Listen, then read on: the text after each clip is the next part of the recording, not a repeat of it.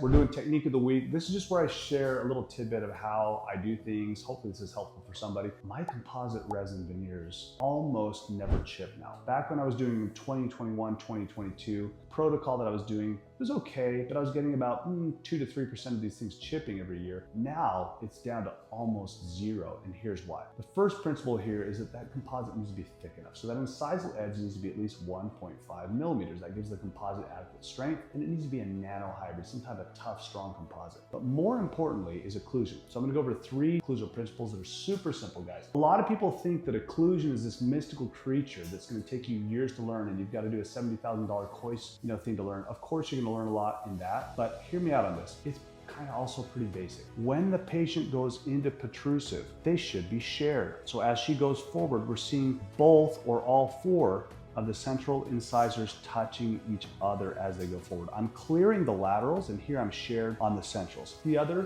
principle is I like canine guidance. I think it's important. A lot of people think that's a myth. Maybe it is, but I like it when my patients go excursive moment side to side and they're missing the lateral incisor. I think that's really the key. We don't want them to hit pre's or laterals when they go side to side. It just worked better longer term for me in my practice. The third principle of this is make sure that you have bilateral simultaneous occlusion on both sides when they go into centric like that. Okay, so we're just gonna kind of hit those teeth together. Don't make it too complicated. Make sure that functional cusps fall into fosses or on marginal ridges. That's pretty much it, and that's happening at the same time. If you do just those 3 simple things, you're 80% of what you need to know about getting that occlusion right for most people, and your composite resin veneers are gonna last a lot longer. This page is just free content. I'm just building techniques and tips that are gonna help you in your daily clinical practice. If you wanna learn more about how to do exquisite, beautiful, long-lasting composite resin veneers, I've got courses. So DM me the word course and we can talk a little bit more about the